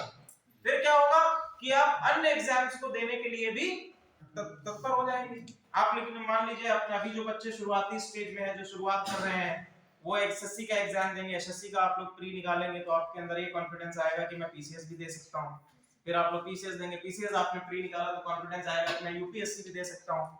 तो ऐसे एक एक पड़ाव करके आप अपने आप को एस्टैब्लिश कर सकते हैं एक सही जगह। ठीक है, अब देखिए हम लोग देख लेते हैं कि आपके हर्षवर्धन का साम्राज्य कहां-कहां तक फैला था। क्योंकि हम लोगों ने पहला क्वेश्चन, एक क्वेश्चन इसमें दिया गया है कि पहला क्वेश्चन है कि प्राचीन भारत का अंतिम महान हिंदू शासक था। ठीक है, तो इसकी हम लोग विवेचना करेंगे कि इस आधार पे था। तो आधार क्या होना चाहिए, हिंदू शासक। महान शासक किसको कहेंगे, हिंदू छोड़ दीजिए, महान शासक किसको कहेंगे। जब हम लोगों ने अकबर को पढ़ा था अपनी डेमो क्लास में, तो हमने कहा था महान शासक के अंतर्गत क्या क्या खूबियां होनी चाहिए, कि प्रशासनिक रूप से सशक्त हो, ठीक है, सामाजिक तौर पर उसकी क्या क्या उपलब्धियां हो। तो उपलब्धियां अगर वो आप दर्शाएंगे तो आप उससे एस्टैब्लिश कर सकते हैं। ठीक है, अब सबसे पहले हम लोग देखेंगे कि क्या क्या चीजें हैं इसमें, इनका शासनकाल कहां तक इनके क्षेत्रों में था। तो आप देखेंगे कि कन्नौज है यहाँ पर। देखिए आगे आने वाला जो हम लोग ट्रिपिटाइट स्ट्रगल पढ़ने जा रहे हैं उसके लिए भी ये इंपॉर्टेंट है, क्योंकि ट्रिपिटाइट स्ट्रगल किसके लिए होगा, कन्नौज के लिए होगा। तो कन्नौज के लिए ही क्यों, कन्नौज के लिए क्यों होगा, कन्नौज की ऐसी क्या विशेषता है। ठीक है, इसको हम लोग समझेंगे और वो समझ में हमें किससे आएगा, क्योंकि कन्नौज को एस्टैब्लिश, कन्नौज को राजधानी बनाने का काम किसने किया, हर्षवर्धन ने। और हर्षवर्धन आप लोग देख रहे हैं कि ये आपका पूरा जो एरिया है, यहाँ पर हमको देखने को मिलता है कि हर्षवर्धन ने अपने आप को एस्टैब्लिश किया, अपने शासन को एस्टैब्लिश किया है। ठीक है,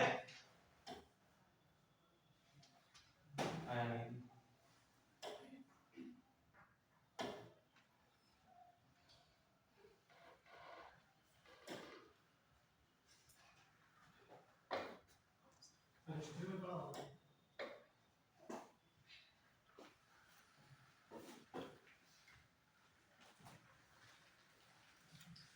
अब देखिए कन्नौज को राजधानी बनाया। कन्नौज सबसे पहले किसके अधीन था, हर्षवर्धन से पहले किसके अधीन था, हर्षवर्धन से पहले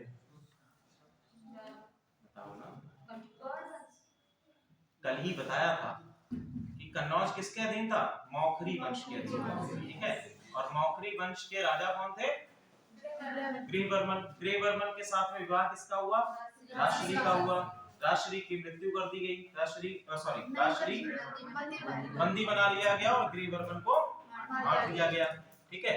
इसके बाद हम लोग देखते हैं कि राज्यवर्धन जो कि भाई है किसका? हर्षवर्धन का बड़ा भाई है, वो अपनी सेना को लेकर राष्ट्री को बचाने के लिए जाता है, ठीक है। लेकिन उसकी भी मृत्यु कर दी जाती है और अंत में हर्षवर्धन एक ऐसा शासक था जिसने आजीवन ब्रह्मचारी रहने का प्रण लिया, ठीक है। हर्षवर्धन एक ऐसा शासक था जिसने आजीवन ब्रह्मचारी रहने का प्रण लिया था, लेकिन जब कन्नौज की गद्दी संभाली तो कन्नौज बेसिकली वहां के ब्राह्मणों ने, जो आपके मौखरी वंश के ब्राह्मण हैं, उन्होंने हर्षवर्धन से ये विनती की कि कृपया आप हमारे वंश को, आप हमारा जो ये कन्नौज है इसको संभालिए। और तब अंबाला से हर्षवर्धन ने अपनी राजधानी को स्थापित किया कन्नौज में, ठीक है। अब हम लोग समझेंगे कि कन्नौज की इंपॉर्टेंस क्या है, कन्नौज की महत्वता क्या है। पहले हम लोग देखेंगे कि महत्वता क्या है, राजनीतिक महत्व देखेंगे, और दूसरा महत्व हम लोग देखेंगे कि इसका सामाजिक या आर्थिक महत्व क्या है, ठीक है। पहला राजनीतिक और दूसरा आर्थिक महत्व या सामाजिक महत्व। और इसका श्रेय किसको जाएगा? इसका श्रेय पूरा किसको जाएगा? आपके हर्षवर्धन को श्रेय जाएगा, ठीक है। ये आपके हर्षवर्धन का काल है, हर्षवर्धन एम्पायर है 606 to 647 एडी तक हम लोग इसको देखेंगे, ठीक है। तो सबसे पहले हम लोग देखेंगे कहां तक है कन्नौज, ये इनकी राजधानी है, ठीक है। इनका एक्सटेंट अगर हम देखें पूर्व में आप देखेंगे तो यहाँ पर हमको पूरा बंगाल का क्षेत्र मिल जाएगा, ठीक है। ये आप देखेंगे तो वल्लभी का हम लोगों ने पढ़ाया था, वल्लभी में इसने किस प्रकार से अपने आप को एस्टैब्लिश किया है। आप देखें नर्मदा नदी के इस पार तक एक्सटेंट बताया गया है, ये आप लोग देख रहे हैं। यहाँ पर विंध्य रेंज है, विंध्य पर्वत श्रेणी है, और इसके विंध्य पर्वत श्रेणी और नर्मदा रिवर जो है ये भारत को दो भागों में विभाजित करने का काम करती है। पहला आपका उत्तर भारत, दूसरा दक्षिण भारत, क्लियर है। स्थानेश्वर ये आपका क्लियर है। यहाँ तक सिंध का क्षेत्र है, हमने आपको अभी बताया कि सिंध प्रांत में अपने आप को एस्टैब्लिश हर्षवर्धन नहीं कर पाता है, ठीक है। इसी समय पे देखेंगे कि यहाँ सिंध प्रांत से जो खैबर दर्रा है, यहाँ से आपके अरब इन्वेजन्स होना शुरू होंगे जब मध्यकालीन भारत में और अंदर हम लोग जाएंगे तब हम लोग, ठीक है, क्लियर है यहाँ तक। अब हम लोग देखते हैं कन्नौज की स्थिति को।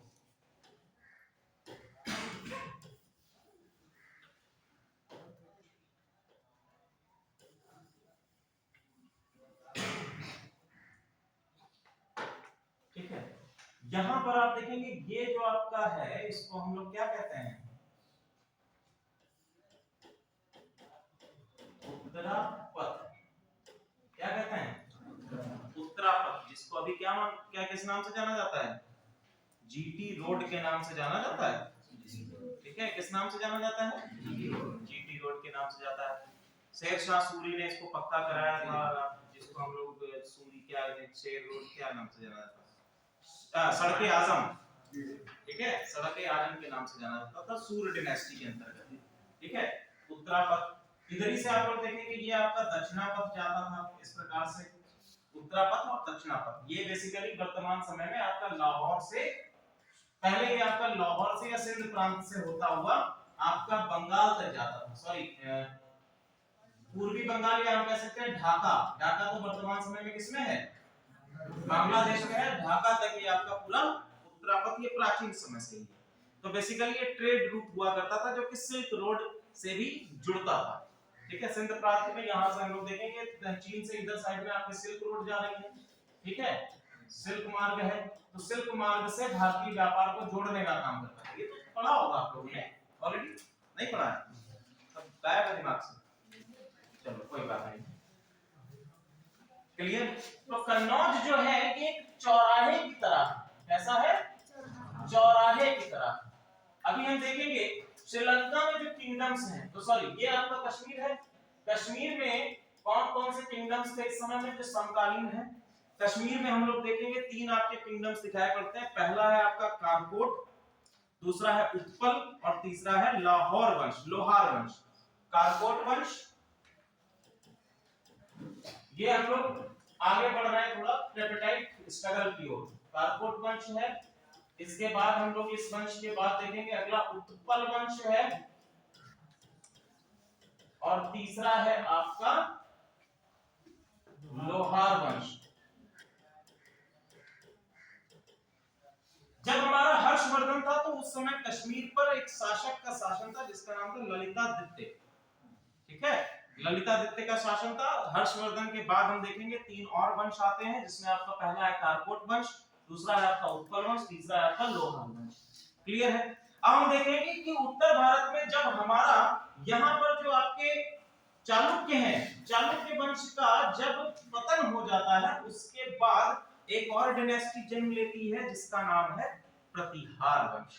ठीक है, ये हम लोग ट्रिपेटाइट स्ट्रगल की ओर बढ़ रहे हैं, इसको हम लोग समझते हुए चलेंगे। यहाँ से मालवा का क्षेत्र और गुजरात का क्षेत्र ये बेसिकली किसके अंतर्गत था?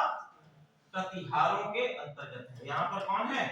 प्रतिहार वंश है। ठीक है, अब देखिए प्रतिहार वंश हो गया। ठीक है,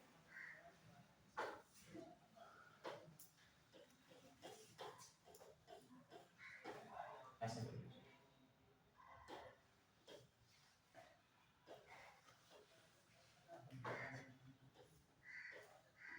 प्रतिहार वंश।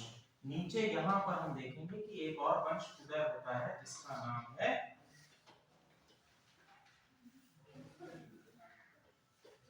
राष्ट्रकूट वंश। राष्ट्रकूट वंश की राजधानी कौन सी है?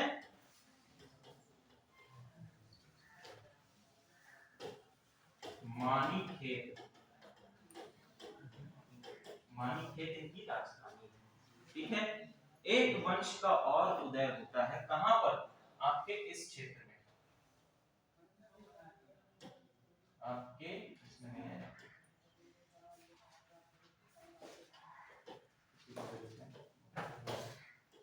इस क्षेत्र में आपका आएगा, और ये वंश है आपका पाल वंश।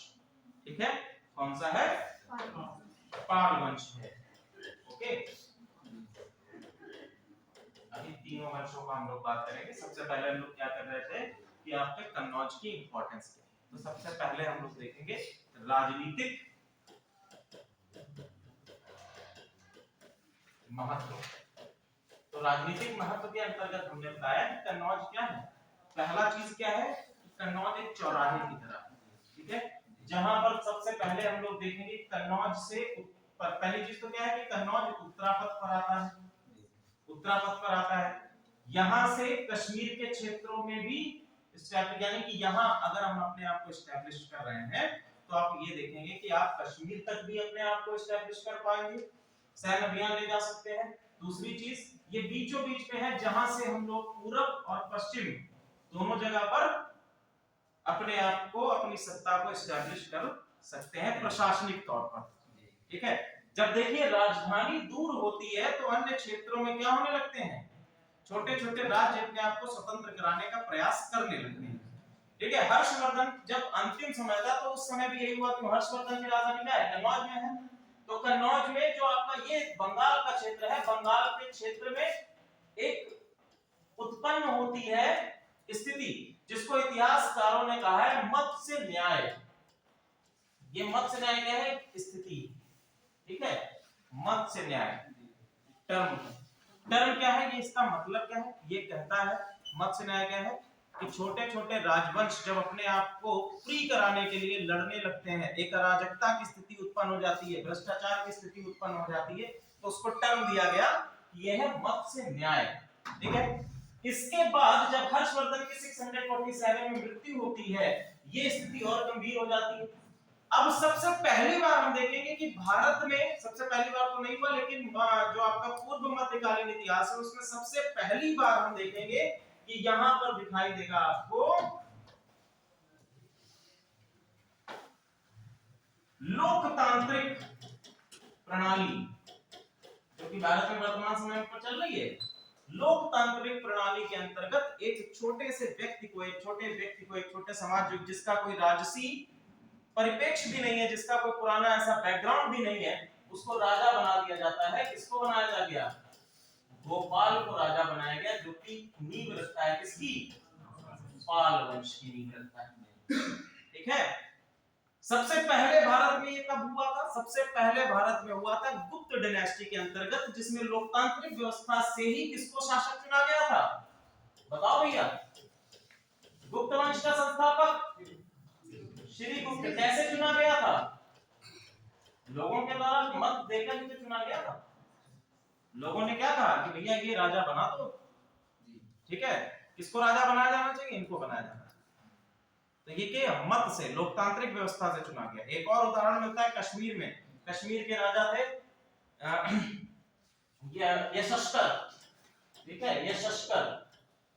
इनको भी कैसे चुना गया था? इनको भी चुना गया था लोकतांत्रिक व्यवस्था के अंतर्गत। तो तीन आपको उदाहरण मिल गए। एक पहला कश्मीर के शासक यशस्कर है, दूसरे आपके गुप्त वंश के श्री गुप्त है, तीसरा आपका गोपाल है, जो कि हर्षवर्धन के बाद पाल वंश की नींव रखता है। क्लियर है? अब देखिए जो मगध की स्थिति है, जो हमारा कन्नौज है, मगध के अंतर्गत हम लोग कह सकते हैं। ठीक है। पहला हम लोगों ने राजनीतिक महत्व पढ़ लिया, दूसरा हम लोग इसका और महत्व पढ़ते हैं कि और क्या क्या चीजें जिसके कारण ये तीनों आपस में लड़ेंगे। ये बेसिकली जो संघर्ष है इन्हीं तीनों का है। ठीक है। तो इसके लिए क्यों लड़ेंगे? पहला देखिए, अब देखो यहां से गंगा रिवर आप लोग देख पा रहे हैं।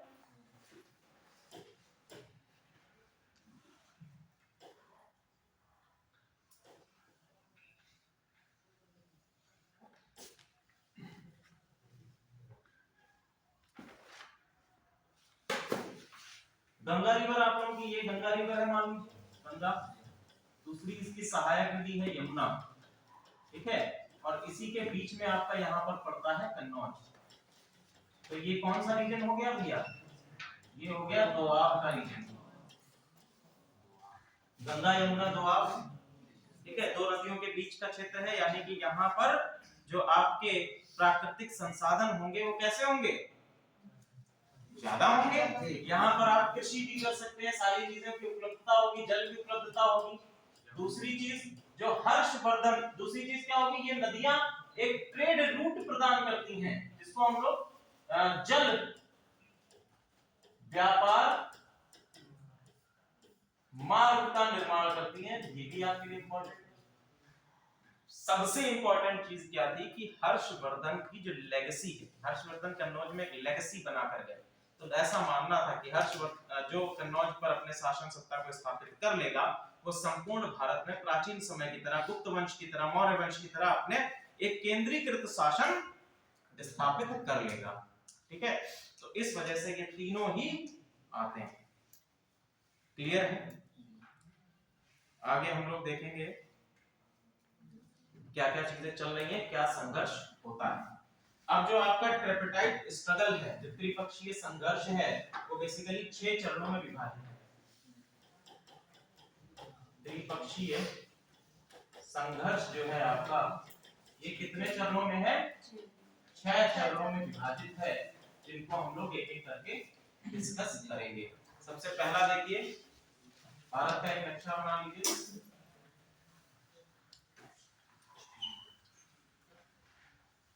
ठीक है। ये है आपका कन्नौज, इधर है आपके पाल, ये नर्मदा नदी है, इसके नीचे यहाँ पर है आपके गुर्जर प्रतिहार, ये यहाँ तक है गुर्जर प्रतिहार। ठीक है। यहाँ पर है आपके राष्ट्रकूट।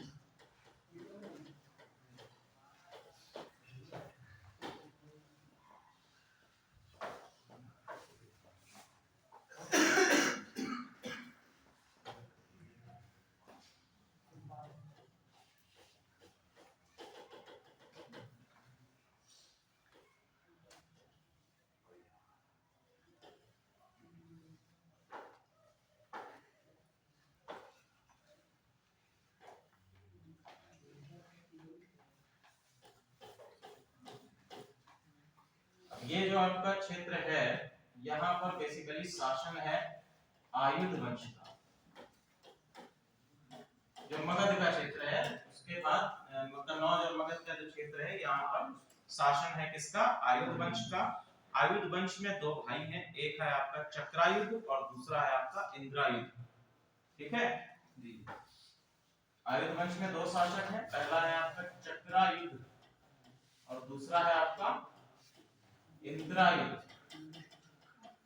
चक्रायुध और इंद्रायुध।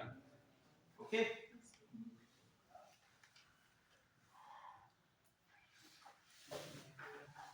अब देखिए प्रतिहारों की कुछ हम लोग बात करें तो प्रतिहार जो है क्या हुआ जी? गुर्जर प्रतिहार। गुर्जर लिखा है, गुर्जर प्रतिहार।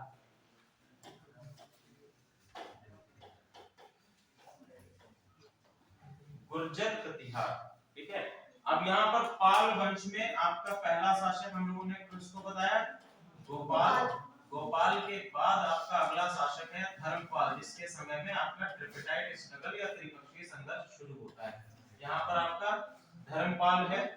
ठीक है गुर्जर प्रतिहार अब हम लोग देखेंगे कि गुर्जर प्रतिहार जो है ये बेसिकली क्या कह रहे हैं? क्या गुर्जर प्रतिहार? प्रतिहार जो है, प्रतिहार का मतलब क्या होता है? प्रतिहार का मतलब होता है दरबारी। और ये अपने आप को किसका वंशज बताते हैं? लक्ष्मण का वंशज बताते हैं। ये अपने आप को क्या बोलते हैं कि हम लक्ष्मण के वंशज हैं। लक्ष्मण क्योंकि आप लोगों ने देखा होगा कि द्वारपाल का काम किया पूरे जीवन में ही माता सीता के लिए, तो इस प्रकार से अपने आप को लक्ष्मण का वंशज बताते हैं और खुद को यहाँ पर दरबारी नहीं द्वारपाल लिख देना। दरबारी ज्यादा सही वर्ड नहीं है, इसको आप लोग द्वारपाल लिख लीजिए। ठीक है द्वारपाल का काम किया। अब देखिए सबसे पहले चरण में हम लोग बात करेंगे। सबसे पहले चरण में हम लोग देखते हैं कि आपके यहाँ पर गुर्जर प्रतिहार का एक रूलर है जिसका नाम है नागभट्ट। ठीक है नागभट्ट क्या करता है? आक्रमण करता है किस पे? कन्नौज पर आक्रमण करता है और कन्नौज में इंद्रायुध को शासक नियुक्त कर देता है।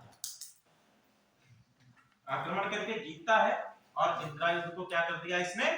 शासक नियुक्त कर दिया वहां का, यानी कि एक पपेट रूलर बना दिया कि आप हमारे अधीन रहोगे और शासन करते रहोगे। ठीक है साथ ही साथ यहाँ पर जो धर्मपाल है इनको भी हराने का काम करता है। इसने धर्मपाल को भी हराया और यहाँ पर इसको भी अपॉइंट कर लिया।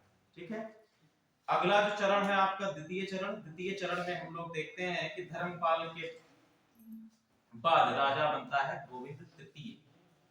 ठीक है यहाँ पर हम देखेंगे कि इन्होंने वापस से आक्रमण करके कन्नौज को गुर्जर प्रतिहारों से मुक्त कराया और चक्रायुध को शासक नियुक्त कर दिया।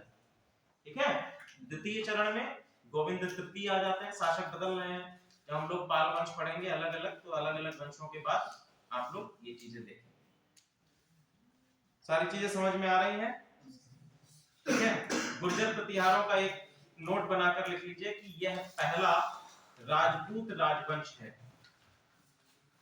गुर्जर प्रतिहार जो है यह पहला राजपूत राजवंश है।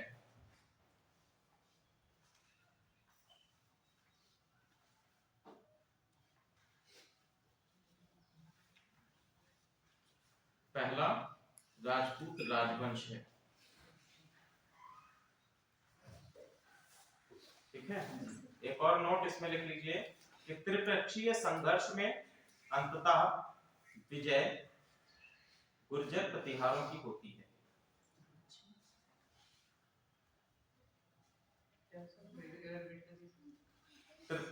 त्रिपक्षीय संघर्ष में अंततः विजय गुर्जर प्रतिहारों की होती है। यानी कि गुर्जर प्रतिहार जो है त्रिपक्षीय संघर्ष में विक्टोरियस होते हैं और साथ ही साथ कन्नौज पर अपने शासन को स्थापित करते हैं। ठीक है सबसे पहली अब हम लोग तीनों वंशों को एक बार पढ़ लेते हैं तो आप लोगों को क्रोनोलॉजी भी समझ में आ जाएगी। सबसे पहला जो ट्रिपिटाइट संघर्ष में था, ट्रिपिटाइट स्ट्रगल में जो आपके वंश हैं, सबसे पहला वंश इसमें नाम लीजिए पाल वंश। चुपचाप बैठे रहो भैया, पढ़ते रहो, टॉपिक खत्म करने दो। पहला डालिए पाल वंश। पाल वंश कहां पर है? किन क्षेत्र में है? बंगाल और उड़ीसा में, ठीक है। बंगाल और उड़ीसा में आपका पाल वंश है। इसके संस्थापक कौन है? गोपाल है इसके संस्थापक। और ध्यान दीजिएगा कि गोपाल एक ऐसा रूलर है जिसको कैसे चुना गया है? लोकतांत्रिक प्रणाली के द्वारा इसको चुना गया है। अब हम लोग बात करते हैं कि कौन से स्रोत हैं जिनसे हमें पाल वंश के बारे में पता चलता है। स्रोत या सोर्सेस कौन कौन से हैं, ठीक है। स्रोत या सोर्सेस कौन कौन से हैं? तो पहला सोर्स लिखिए इसमें खालिमपुर अभिलेख। जी सर बताएं। ये कलर का आप देख रहे हैं ना? कोई बात नहीं, कलर चेंज कर देते हैं।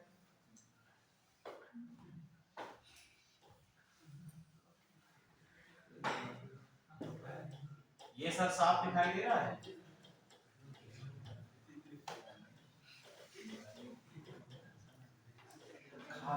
खालिमपुर अभिलेख, ठीक है। खालिमपुर अभिलेख किससे संबंधित है? ये लिख लीजिए। खालिमपुर अभिलेख में ये संबंधित है पाल वंश के राजा धर्मपाल से, ठीक है।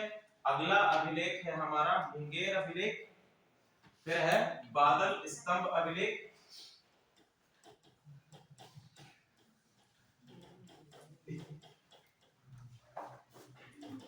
फिर है हमारा बादल स्तंभ अभिलेख। बादल स्तंभ अभिलेख के बाद लिखिए संजनपुर ताम्रपत्र अभिलेख और राघनपुर अभिलेख। संजनपुर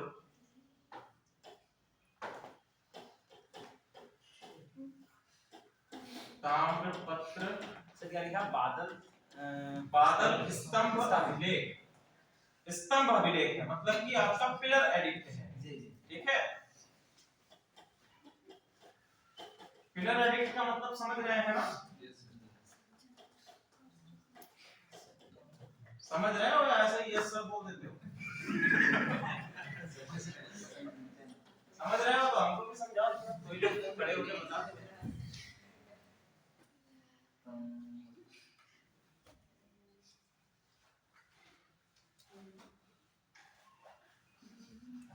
अब देखिए खालिमपुर अभिलेख हमने बोला। खालिमपुर अभिलेख किससे संबंधित है? धर्मपाल से संबंधित है। अगला आपका मुंगेर है अभिलेख है, ये किससे संबंधित है? देवपाल से संबंधित है। देवपाल ये सभी पाल वंश के राजा हैं। फिर है नारायण पाल, ठीक है। रंजनपुर ताम्र अभिलेख है, ये अमोघ वर्ष से संबंधित है। और अंतिम अभिलेख जो है ये हमारा गोविंद तृतीय से संबंधित है, अमोघ वर्ष। और ये संबंधित है गोविंद तृतीय से। अब जरा ये बताओ ये अमोघ वर्ष कौन है? ये भी पाल वंश का राजा है। अमोघ वर्ष का नाम तो सुना होगा।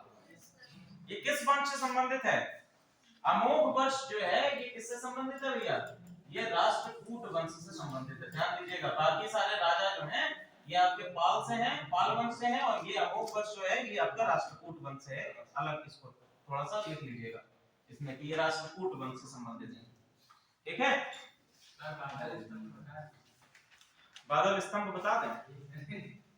चलो देखिए अभिलेख जो होते हैं आप लोगों ने देखा होगा कि वर्तमान समय से रिलेट करके हम लोग देखते हैं। कोई सड़क निर्माण होता है तो सड़क निर्माण में आप लोग देखेंगे कि एक एडिक्ट लगा दिया जाता है सड़क के, जहां से सड़क शुरू हो रही है उस पे लिखा रहता है कि फला फला सड़क का निर्माण इस स्थिति में इनके कर कमलों के द्वारा फला फला व्यक्ति के कर कमलों के द्वारा कराया गया और इसमें ये सम्मानित गण उपस्थित रहे, ऐसा लिखा आपने देखा होगा। तो ये हो गया सिंपल स्टोन एडिक्ट, यानी कि किसी पत्थर पे आपने कोई चीज वर्णित करके लिख के रख दी, चिपका दी, वो हो गया आपका स्टोन एडिक्ट, ठीक है। अब दूसरे तरह पर हम लोग आते हैं, दूसरी चीज में आते हैं। मैंने नाम लिया पिलर एडिक्ट। तो आपने क्या किया? एक स्तंभ खड़ा करवाया, इस तरह का एक स्तंभ बनवाया, ठीक है। और एक स्तंभ के किनारे किनारे आप चीजों को लिखते चले गए। जैसे अशोक के स्तंभ लेख हैं जिन पे आपको ऊपर सिंह की आकृति मिलती है। जगह जगह आप लोगों ने चौराहे पर भी देखा होगा कि एक स्तंभ इस तरह का बनाया जाता है और उस पर किनारे किनारे चीजों को लिख दिया जाता है। तो ये होते हैं स्तंभ अभिलेख। ठीक है, अब हमने कहा एक और इसमें अभिलेख है ताम्र अभिलेख। ठीक है, तो ताम्र अभिलेख का मतलब क्या है कि ताम्र पत्र पर चीजों को लिखा गया है, तो वो हो गया ताम्र अभिलेख। तो जिन चीजों पर लिखा गया उसी प्रकार का अभिलेख हो जाएगा। जैसे हमने कहा गुफा अभिलेख है, तो गुफाओं की दीवारों पर लिखा गया है, उत्कीर्ण किया गया है किसी चाकू से, किसी धारदार पैनेदार हथियार से, तो उसको हम लोगों ने कह दिया कि गुफा अभिलेख। ठीक है, आज के लिए आज की क्लास में इतना ही। कल हम लोग पाल वंश को और आगे बढ़ाएंगे। अरे बहुत जल्दी रहती है क्या?